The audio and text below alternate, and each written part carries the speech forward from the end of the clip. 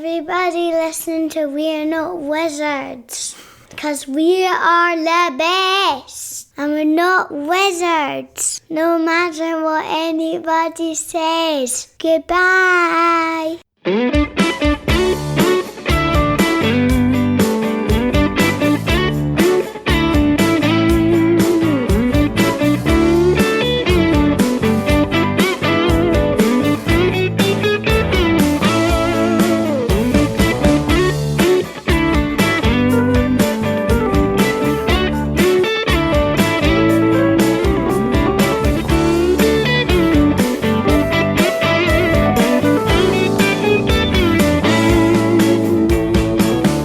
Hello and welcome to another episode of We're Not Wizards. My name's Richard. I'll be your host for 2022. Yep. It's kind of like I should do a song or something like that, but I'm not going to bother. All I'm going to say, it's kind of good to be back. And maybe I'll just go away again. And this is just like a flyby kind of podcasting. Who knows? Who knows? It's been an interesting couple of years.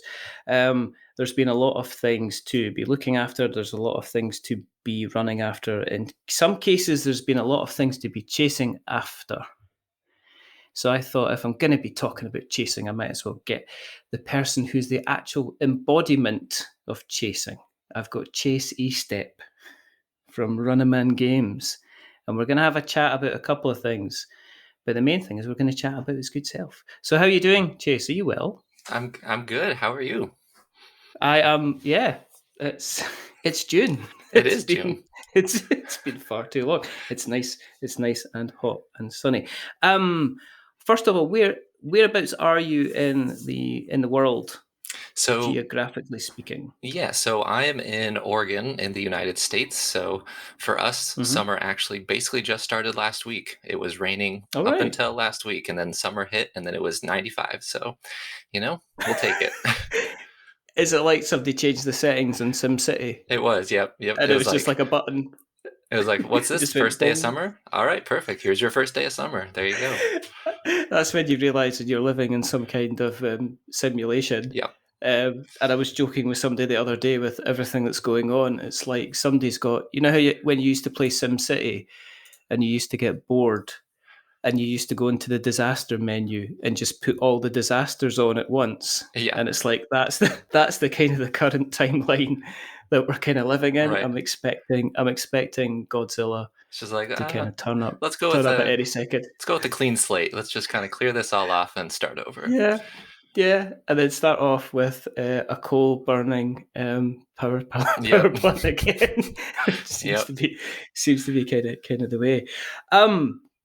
We're kind of taking it. It's not it's kind of like a difficult way to do things on this, because normally when people guest on the show, they are coming on to give me their pound of flesh, which is what they normally do, right? By telling me about their life story. But then they also kind of talk about the game that they potentially have coming to a crowdfunding source near you, because obviously there's so many of them now. You can step outside and throw a stone and you'll probably hit a crowdfunding platform. They've just proliferated. But you're on the opposite side of it, because during the pandemic, you successfully crowdfunded your absolutely stunning looking roll and dice manipulation game all about birds and cards called Bandada. And I thought it would be interesting, rather than you coming on and saying how wonderful the game is, because we know it's wonderful. Yeah. But some of the things that you faced as you're putting the Kickstarter out there with things like, logistics and everything like that. I guess the first thing is like, in terms of you kind of growing up and getting into the design kind of thing, what was your journey kind of getting into kind of actual game design itself?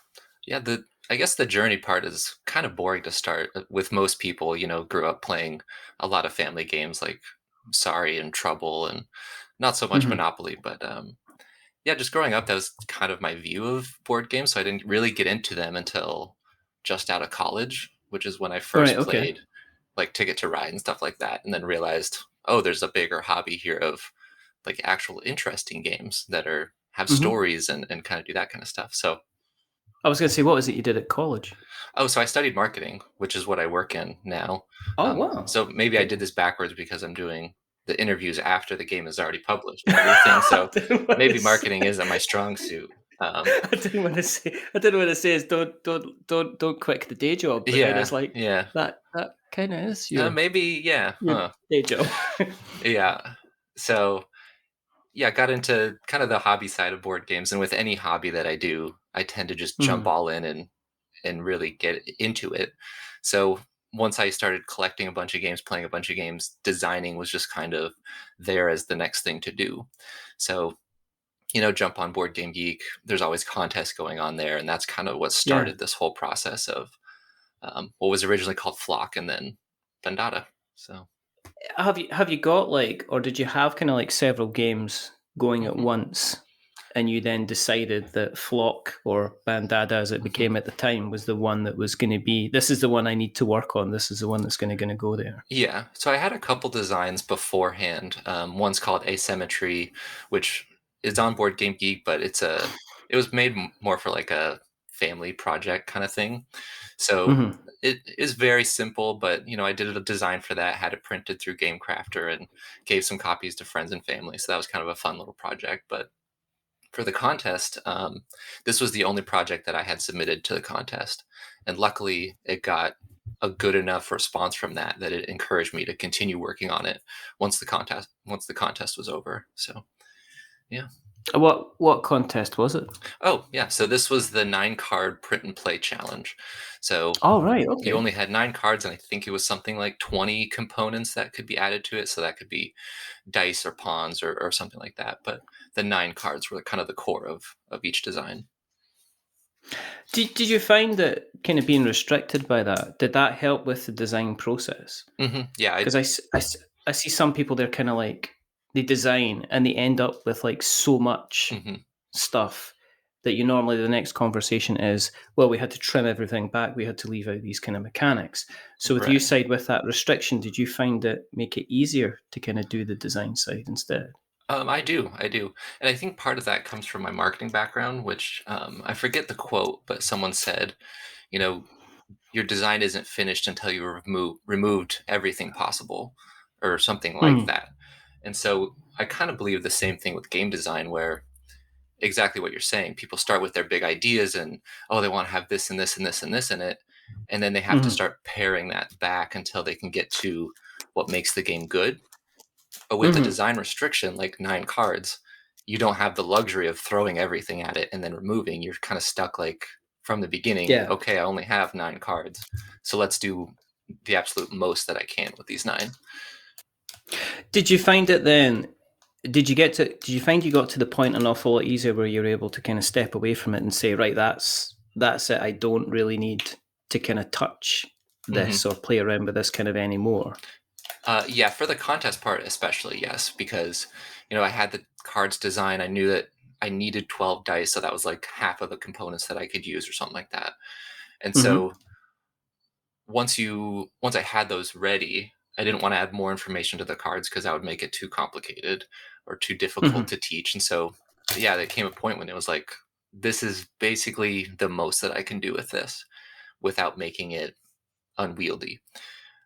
Once the contest was over, I ended up adding some more cards to it, but because the core was done and designed around those 9 cards, it was easy to just like add a few more bird cards. Or I wrote the solo scenarios, which I couldn't do with the design contest, but I think make it a really fun solo game. So I could do those kind of things once the contest was over.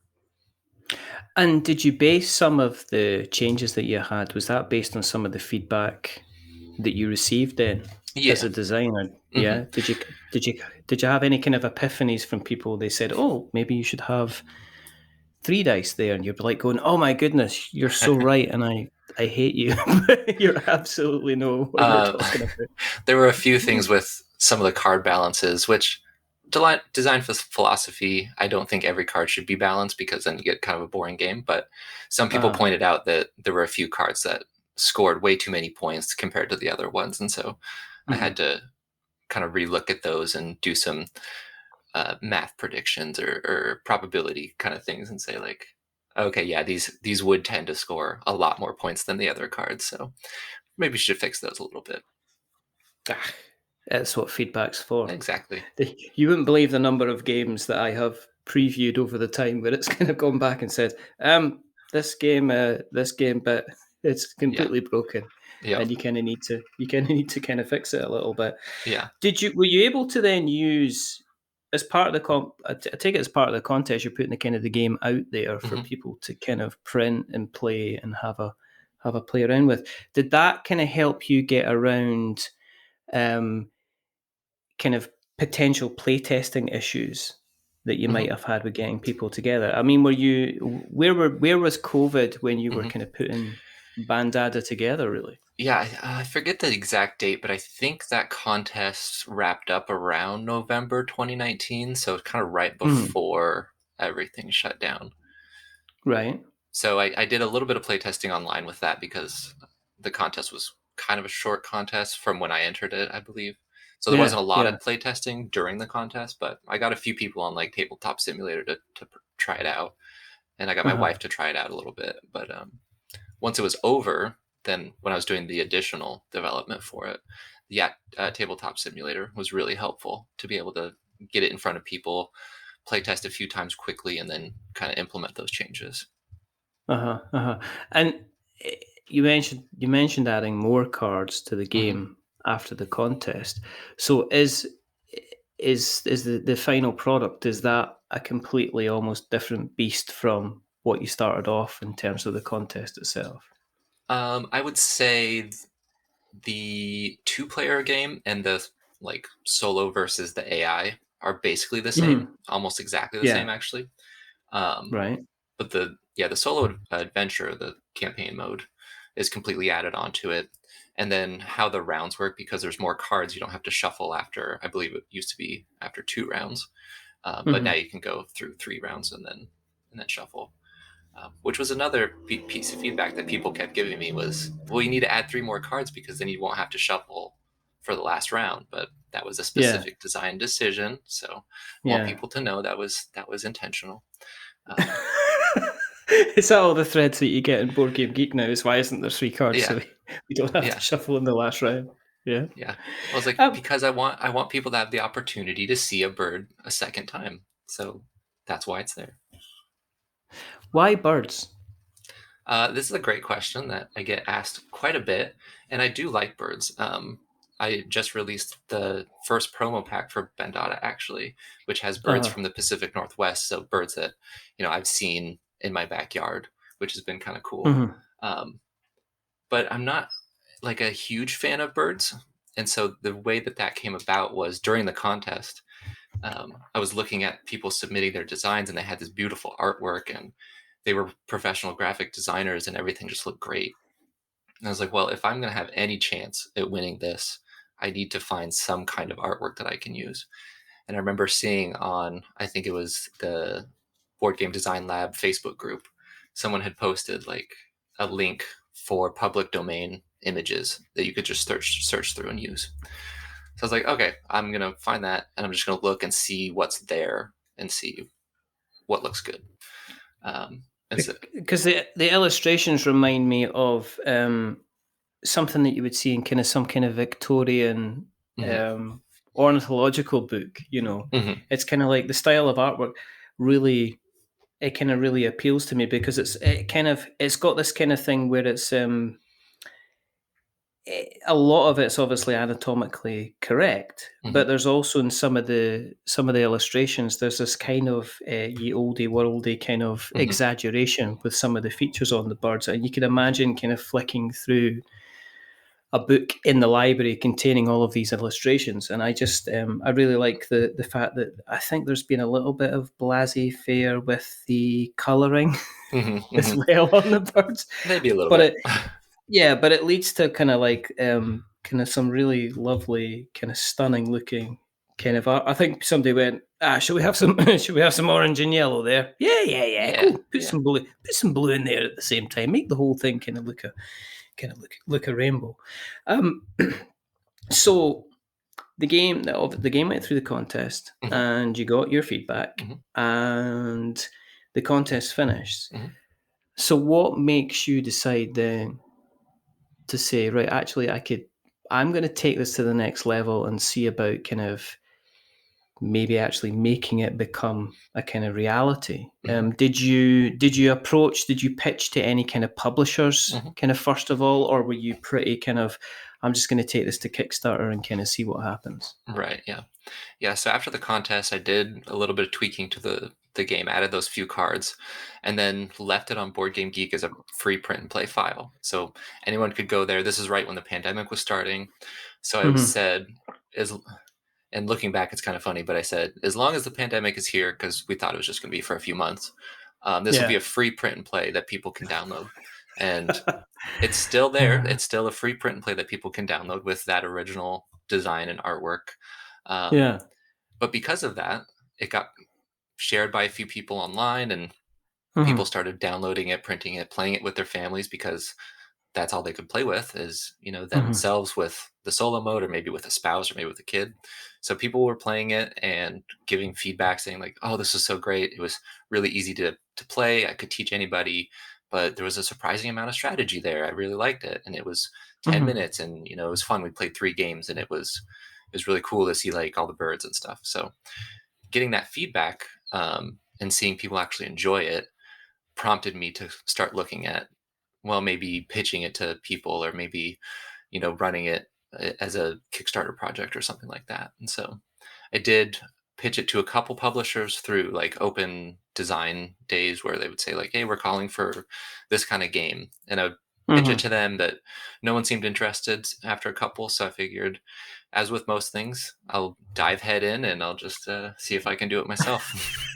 I'll just, I'll do it. You're like Thanos. I'll do it myself. Basically, Fine. Reaching for your glory.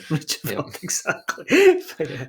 Yeah. And the reason that we're going to be dropping in kind of little Marvel sound bites is that it appears that Chase is a little bit of a Marvel fan, as am I. So we're going to drop in random references. Hey, you know what? We're going to pick up on. I could do this all day. Yeah, I'll be with you till the end of the line. All right.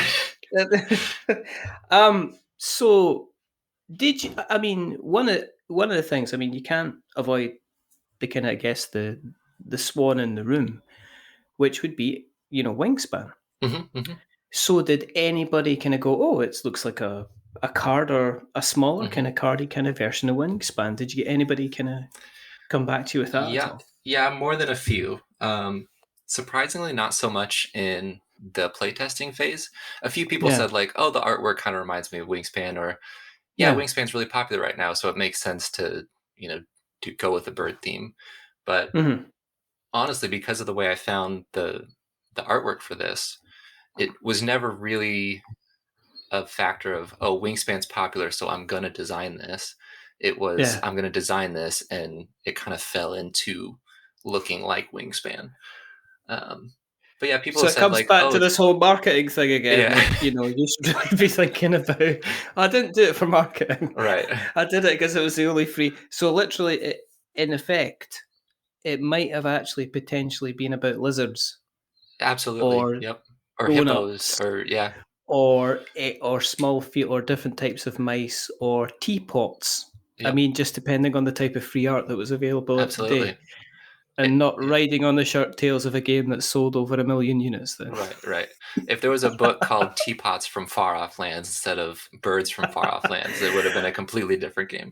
I'm not being funny here, but I think there's a possibility of a sequel to Bandada, which would, I think, Teapots, definitely. I think, and there's also a scoring opportunity between how long the tea bag stews in the pot, and the type of tea that you have, and how many people you've got to serve it for. And it's a rolling dice game based around the Bandada mechanics. Let's design it after the show, Chase. Right. I mean, it's already half designed in my head, so I think we're ready. I'm the other halfway there. Right. I could do the illustrations. I think we could do some lovely kind of we could do a kind of watercolor work. Yep. You see on the Japanese kind of pottery and stuff. It's there. The I love it. idea's there. Let's. We're just gonna have to. We're just gonna kind of have to make it happen, kind of that way. So teapot game aside, which we're which we're gonna kind of come back to. Nobody knows what's happening with the pandemic. I mean, obviously through the middle of it all, people are going, right, this just seems to be the gift that keeps on giving. It just seems to go on and on and on. Did you think, well, I'm just moving this forward, I'm now committed, and was there any part of you that said, actually, let's hold off until we find out what's happening in the world? Or were you just, nah, it'll give me something to do. I'm not doing very much at the moment. I need something to focus my mind. It was kind of a strike while the iron's hot thing where people had the print and play files. They were enjoying it. The contest ended. When was that? Oh, I guess it was almost a year later. So it was February 2021. And I just decided, like, if it's not now, then it's probably not going to happen. So I have to kind of go for it now. And so that's why I ended up running the Kickstarter in February of 21, because if I'd waited, I would have lost interest in it, maybe moved on to something else. And so I wanted to get it done before that happened. And because you set, I mean, you put it on Kickstarter, and I was surprised at Kickstarter at that time, because I thought, right, okay, I wasn't sure what was happening. I was pretty sure I didn't check on Kickstarter as much as possible. I think it was probably because, and one of the reasons that the podcast went on a little bit of a wee sleep was because there wasn't as many people putting things on Kickstarter, I don't think, at the time, or there wasn't people kind of approaching me to say, look, I want to talk about Kickstarter. The whole thing, kind of, people were almost like in a kind of a hibernation. And yet here you come along and you put Bandada on Kickstarter, and you set it up with like a $4,000 goal. And it went on to do 4 times that. Yeah. Which was very surprising. Okay, so and you can answer this question as honestly or as marketingly as you want. Okay, so honestly, yeah. Okay. I'm in marketing sales, Chase. You can't. You're in a safe space here. You can't lie to me. Was the 4,000 goal? Was that the actual goal to make everything, or was it a smaller goal to get people through the door to kind of get it funded? Or right? No, that's another one of like my philosophies is if you're going to set a funding goal, it needs to be a deliverable funding goal. So that was the minimum quantity to order, and I think actually the minimum goal was just to get it from the game crafter and then send it to people and basically make no money from it. So that's what the goal was. And then once we got past that, I didn't even have stretch goals to start the campaign. I didn't think I would need them. So once we kind of blew past that in a few days, I kind of scrambled and was like, well, what can I do to make the game nicer but not change the game? Because I don't like stretch goals that change the game either. So that's why we got the marbled dice, and that's why we got the slightly larger cards and the magnetic box. Oh, and the graphic design from Dawson, which turned out very well. Oh no, I mean, it looks. I mean, it's kind of got it's got a little bit of a Ye Olde World kind of feel. Do you know what I mean? I love the lettering, and I really, really like the art. I'm a big sucker for art, as anybody that's listened to the show will be kind of aware of. But were you at any point were you kind of sitting there going, "I kind of need a bigger boat," because I'm not sure. I'm kind of not sure kind of what else I can do to kind of stretch this kind of even further, really. Yeah, and near the end, it was like, well, if this does get much bigger, I was just planning on fulfilling it from my house. Am I going to have to try to find a fulfillment partner? Am I going to have to, how many am I going to have to order? And so it stopped right at that threshold where I still had all the games delivered to my house. I packaged them all up myself with my wife and then labeled them all individually and sent them out. But it was right on that threshold where it was like almost too much to handle, but it ended up being okay. And now I still have, 15 boxes in my office with Bandada in them, which is kind of cool. That is kind of cool. one of the things that is going to come up and comes up again and again at the moment is you mentioned the fulfillment side of things and fulfilling from yourself. Did you get this printed in the States as well? So was this printed through the Game Crafter, or did you actually get it printed in kind of China and then shipped over to you? Mm-hmm. Yeah, so with that higher funding goal, we were able to get them printed by Gameland in China and then shipped Mm-hmm. over Mm-hmm. because the price was worked out better that way for us. Yeah. And how did it? Because yesterday, okay, as a quick aside, the pledge manager came out for Unsettled from Orange Nebula, and basically the threads started hitting the Facebook group for Orange Nebula, which was, I've just gone in to check my pledge and finish off my pledge, and I've noticed the shipping has gone up by double, or my shipping was $21, it's now up to 75 kind of dollars. Were you hit with any of those prices, or by that time did you manage to kind of just get the games out before it had turned into the kind of the wonderful festival, right, as it is just now? So I was very conservative with my cost projections. So luckily, on my end, shipping didn't end up costing that much more than I estimated it would, and maybe somewhat beneficial being a first-time Kickstarter runner. I didn't know how to charge shipping after the the campaign was over, so I just charged it in Kickstarter, and then I couldn't charge people more. So that was kind of nice, I guess. But no, because of those. I had allotted that money for shipping. I ended up doing okay on that end. I lost a little bit with international shipping in some places, but for the most part, it wasn't too bad. You probably lost it sending it to me.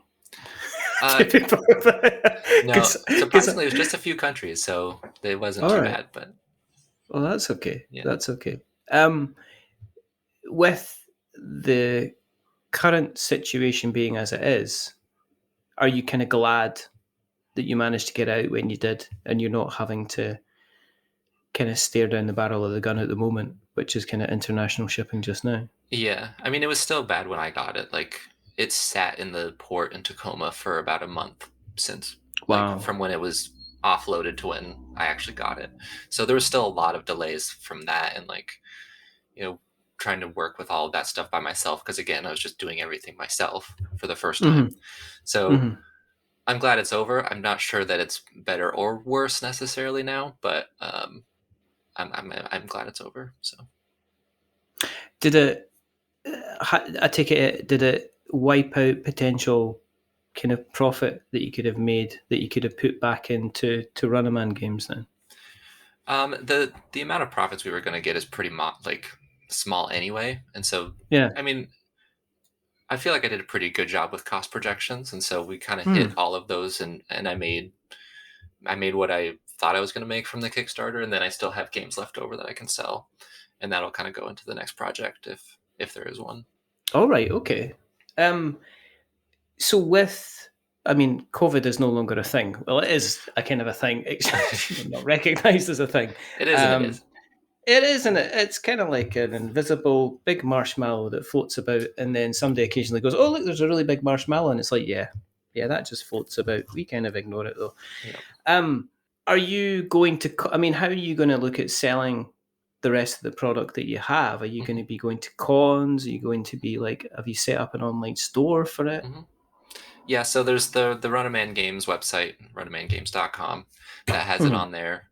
And then I have some of my favorite retailers in the Portland area are carrying it because I like them and I wanted them to have it. So I asked them and they're like, yeah, we love supporting local designers, so we'll carry it in the store.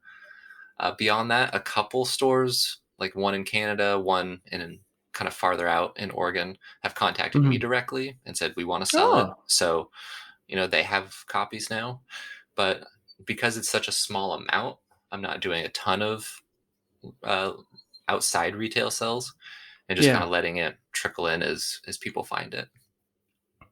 Is the sales being kind of steady from the site then as people kind of pick it up and find it and stuff like that. Yeah. And it's funny, you can kind of see when someone talks about it online because there'll be a little bump in sales.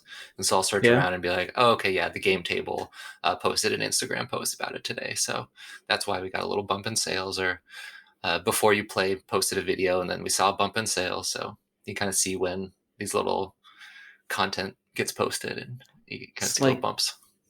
It's like marketing. Oh, yeah, it is kind of like marketing. Oh, I didn't even think of that. What is it? Okay, so I mean, the games to the side. What kind of marketing do you do? What are you involved in? Is it online stuff? Is it kind of projection stuff? Is it project kind of stuff? Yeah. Or so I do digital advertising. So oh wow, okay, like Google AdWords and stuff Google like ads, that. Facebook ads, all that good stuff. Oh, cool. Okay, I'm in e-commerce marketplaces myself. Okay, so I do kind of Amazon and eBay and things like that. I deal with Jeff Bezos's crumbling mansion. Yes. as we kind of call it. So, so with the game sitting there, and I mean, I'm obviously joking about the marketing because I know how it's like people say, is it like witchcraft? It's like, well, it's kind of like that, but at least in witchcraft, you kind of eventually get some kind of result. Right. You kind of know what you're doing. You can exactly. There's a spell book in front of me, and I know if I cut this frog in half, it's going to help me cure my acne, kind of thing. But with digital marketing, it's like I don't know. I've used these keywords, and last week everything was fine, and this week they changed the bloody algorithm. Exactly. And if I ever get hold of the person that controls the algorithm, I'll have some stern words to say to them. But now you're on the other side of it. You've got your games kind of sitting there, so. Have you been able to, is it giving you, because you're not in the situation where you're like, I need to market this to get people to back it. You're on the other side of it, which is I now need to market this to kind of look at shifting kind of projects. So has it been like an own little kind of hobby marketing kind of situation where you've kind of like, you're able to dabble in different things and see kind of what works and what doesn't work, almost like treat yourself as the kind of like the client kind of thing? Yeah, kind of. Yeah, now that the games are here, I did run a couple Facebook ads just to see like how they would work and what it's like to advertise a game compared to a university, which is basically what I'm doing now. So it's like it's a very different audience. It's a very different message, and they did okay, but it was interesting to see kind of how that process works on this end rather than being on just the manager side of things. Yeah, I use Facebook ads when they offer me free money. Yeah, that's the nicest time to do it. I generally not gone out. I think when we first started the podcast kind of years and years ago, I spent kind of like a £10 because this is what you do. You don't throw like hundreds of dollars. I'm a tight-fisted idiot. So what I did is I threw like a £10 at it and thinks, right, I'm going to take over the world with this £10 of money. And obviously I got lots and lots of, I got about, 30 people visiting the page and nothing podcast wise at all, because I'm just not kind of versed in that. But I mean, I see you've done TikTok stuff. Yeah. A little bit of TikTok and lots of pictures on Instagram. Are you like me, kind of try TikTok to see what happens, or are you? Because I guess one of the ways I saw you was kind of like I saw the kind of you playing like this. This is a quick playthrough of how Bandada works. What do you think of it as a platform? I like it as a platform, honestly.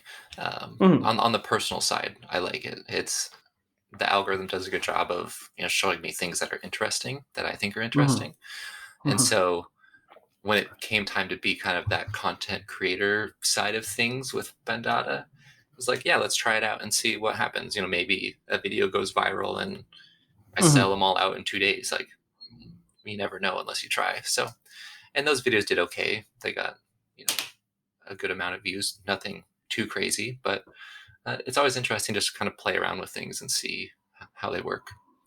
I'm always wondering, because you get some people that do like really informative videos on it and they like get like 20 million views. And then there's also, look, I can make my dog sound like a squirrel. Mhm. And like the next thing they get, they just like, there's so many people just kind of watching that. Yeah. Anything that involves a dog talking like a human being always seems to do very, very well. And also that anything that has a soundtrack which involves a child talking seems to do extremely well as well. I have no idea. I look at it like I look on anything of technology, and I occasionally kind of shudder a bit. I've tried it, and it just seems to be quite. I'll get around to it. I mean, 3 minutes, you can understand that I'm a person that likes to talk, so 3 minutes to me is literally the shortest time ever to try and get a Right, point yeah, across. yeah. So I have failed on several occasions trying to do it. What, in terms of going forward then? Mhm. Two things, okay? Let's talk about the obvious thing, which is, do you want to tell us about the game and how you play it and what it is? Because I've just we've went, it's 35 minutes in and we've not actually talked about what Bandada is. And if we would be sitting there going, yeah, he's talking about the game, but he's not actually saying what it's about. I'll pass on that one.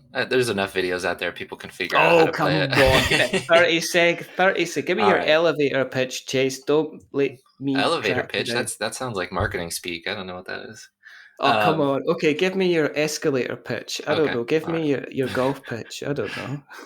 Tent pitch. Yeah. So Bandada is a 1 to 2 player game about drafting birds and that manipulate dice, and then those cards have scoring conditions on them that score you points at the end of the game. So one card may be beneficial for you to manipulate the common pool of dice, but the scoring might not be the best, or vice versa.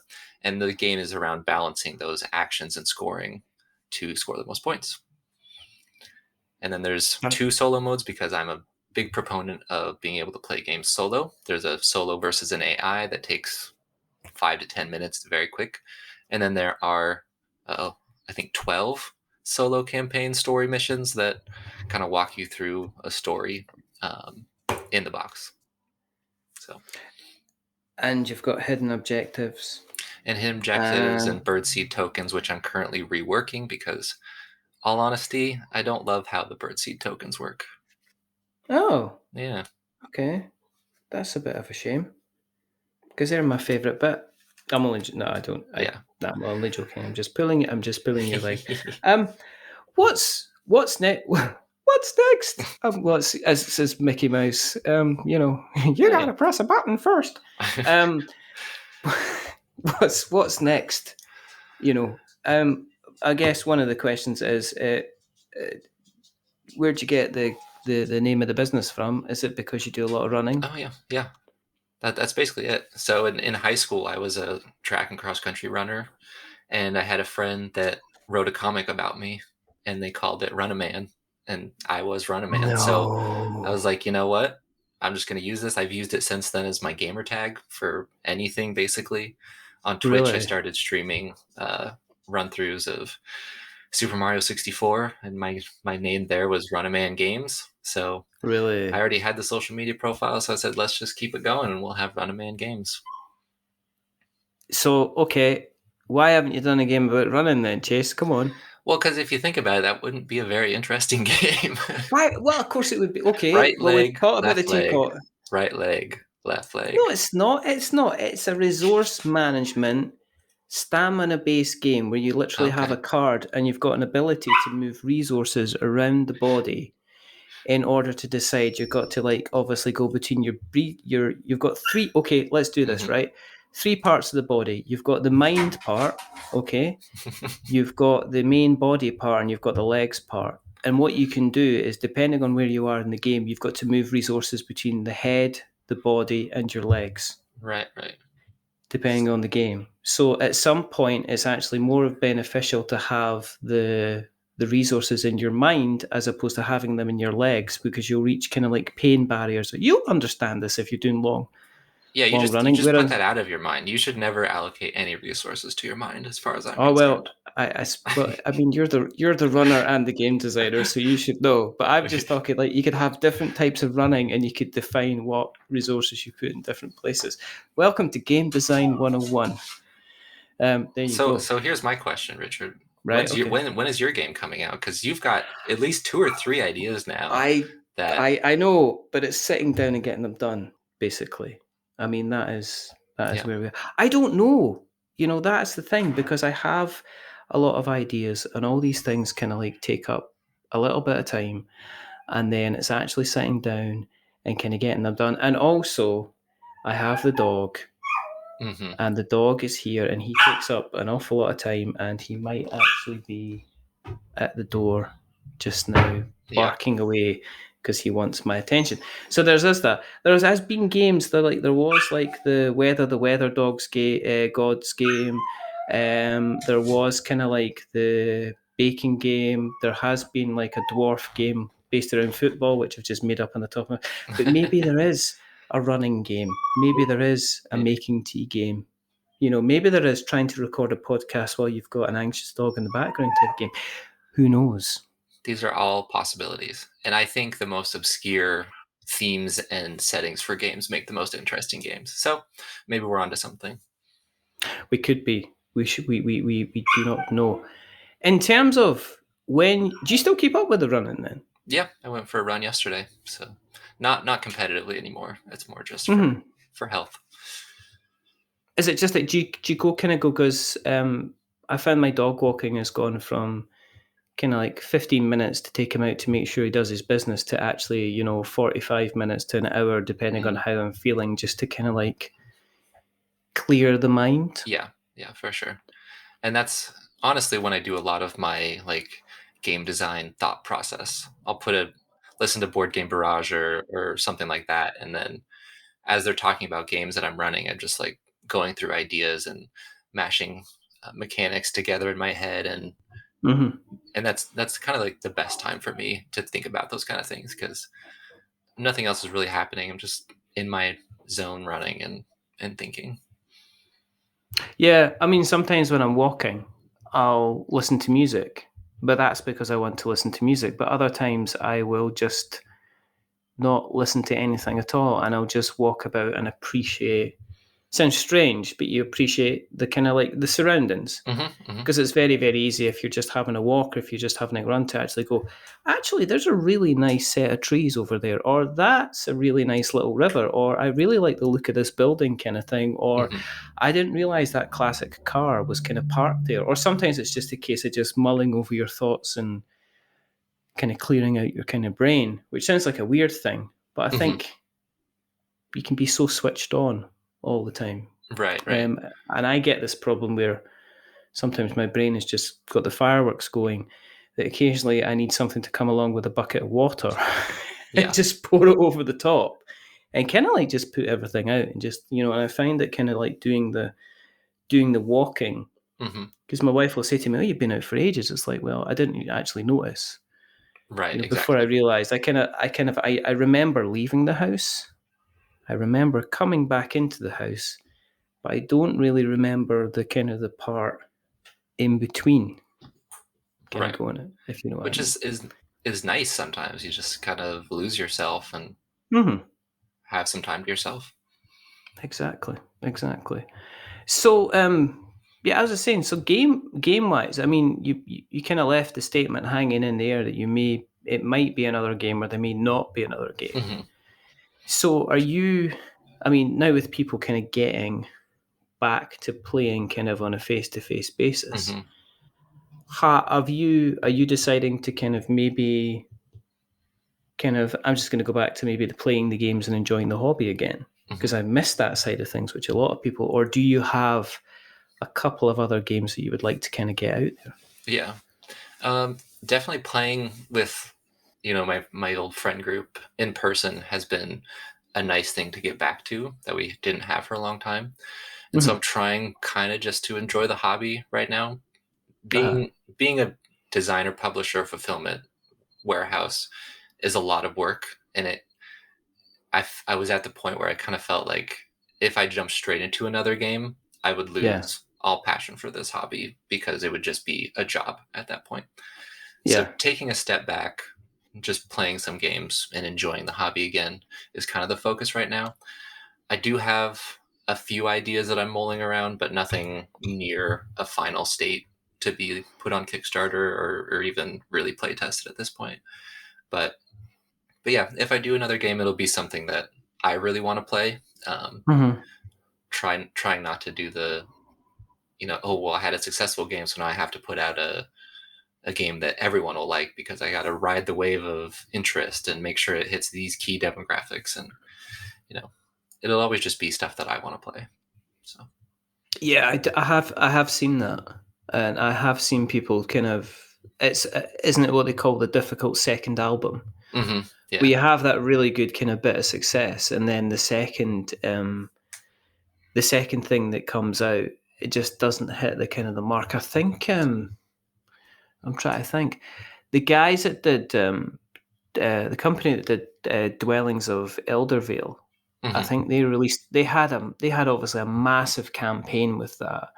And then their next game was a kind of a more abstract kind of color-based game that I don't think kind of funded as well. Because I think they had the audience that were expecting to be moving big minis around a map and collecting resources. And instead they kind of got this abstract kind of adding color to each other kind of games. And I think a lot of people kind of bounced off it. Yeah. Kind of pretty quickly, which is kind Makes of sense. Which is, yeah, I mean, it happens. I'm always, I mean, people always talk about, one of the worst things that ever happened to films was, the fact that Star Wars was a success for George Lucas, because we never saw the other films that he could have possibly done, if you know what I mean. Right. And I think sometimes it's like, say somebody like, say, Isaac Childress, who's had obviously the big success with Gloomhaven and then Frosthaven. Mm-hmm. Right. You got to wonder, if he hadn't had those successes, would we be getting kind of different games from him? Would he be designing at all, kind of thing? Which is always kind of like an interesting kind of thing. Or in terms of kind of like the bigger picture, has life changed for you over the kind of the pandemic? Then, I mean, are you now? I don't know if you're working from home before. Are you now back in the office, or did you go kind of hybrid? Are you now working at home more, or? Right. Yeah. We went remote for a little bit. I'm lucky enough to live 2 blocks from the campus that I work at. So once we went back into person, it was pretty easy to make that transition again, because, I still walk home for lunch, and it's a very easy commute for me. So yeah, we're in the office now, but I have the flexibility to work from home if I need to or want to. So that's okay. Is it actually kind of? Are you actually working in the digital marketing for a university? Is that what you're doing? Yeah. For them then? Oh, that's kind of cool. That must be interesting. Kind of got to be kind of hip and cool and encourage people to kind of join the university, and at the same time make sure that you kind of look academically proficient, so people just don't say, "Hey, they're wanting everybody to come along here and party." It's like, no, we're getting people to party and learn. Exactly. You're going to party in a different country because it's study abroad, and that's a cool opportunity. Or, yeah, no, it's a fine line between, these are high schoolers that we're advertising to, but also this is an education for a university. Like it's got some weight behind it. Which is kind of interesting as well. Lots of things going on in America. Lots of things going on in the world. I think the pandemic has changed the world. I don't think I'll ever be the same. I'm personally kind of still doing an awful lot of remote working. I'm going into the office tomorrow, which is kind of one of these strange things, because it was kind of like I was wanting to go back into the office, and then petrol is now the price of liquid gold. Yep. Basically. It's kind of like, I'd like to come in, but I'd probably eventually need to get a mortgage in order to afford kind of the drive into work the way that the price of gas is going. But that is another thing. Yep. Thank you very, very much for joining me. Yeah, absolutely. I really appreciate your time. If people want to find you on the internet webs, where do you exist on the internet webs? So I'm at most places. You can either follow Runnaman Games, or you can follow me directly, Chase Estep. That's usually the 2 places that I'm found, the 2 names that I'm found at. Fantastic. I'll make sure, obviously, that we put all of the links into the show notes so that we've got notes to show. If you want to follow what we're up to, oh my goodness, and it's been so long, you probably are either bored of following me or have gone somewhere else that actually record podcasts like Board Game Snobs, or Sporadically Bored, or even 5 Games for Doomsday. And they're all wonderful podcasts, but they're not me. And if you want to keep an eye on what I'm up to, then you can find us on Twitter, you can find us on Facebook. We've got our Facebook page, but we've also got our Facebook group, which you're more than welcome to join. There's about, 120 odd of us? And it's a very lovely, small, kind of tight-knit group, which is lovely. You can find us on Instagram. You can find us on... We've got our website. We've got our website where we write reviews. If you want to read what we've been writing, you can go to we'renotwizards.co.uk. If you want to check the back catalogue of podcasts, you can go to we'renotwizards.com. If you like what you've heard this evening, and you're like, it's been an age since we heard this person talk, and you want to maybe reward us for getting his arse in gear and actually recording again, then go to iTunes and give us a rating or a review. I'm so not used to doing this that my actual throat clammed up with the thought of saying this next sentence, which is, if you have enjoyed what you've listened to and you want to give us a rating or a review, go to iTunes. But remember, don't give me 10 stars because it'll make me big-headed, but don't give me 1 star because it will make me cry. And I don't need the emotional damage. Give us something in the middle, like 5. Because it's average. And I'm just a little bit average. But the person who's not being average is the one rather wonderful, rather fantastic, the most wonderful pursuit. It's Chase Estep. Thank you for having me. No, you're very, very welcome. There's only 2 more things to do. It's a goodbye from Chase. Say goodbye, Chase. Goodbye. Have a good one. And it's a goodbye from me. Remember, stay safe, roll 6s, make something awful, and check out Bandada. You can get it. It's a lovely... I've got the box here. Look, there's dice and everything. It's lovely, and the artwork is fantastic, and it doesn't take that long to play. But until the next time, caw-caw!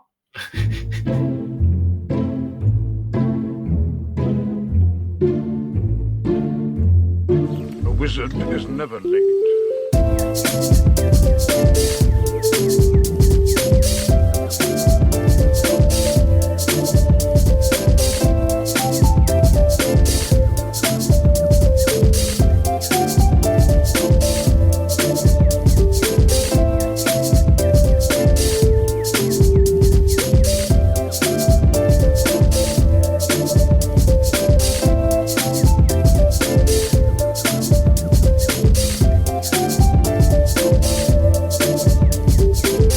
Nor is he early.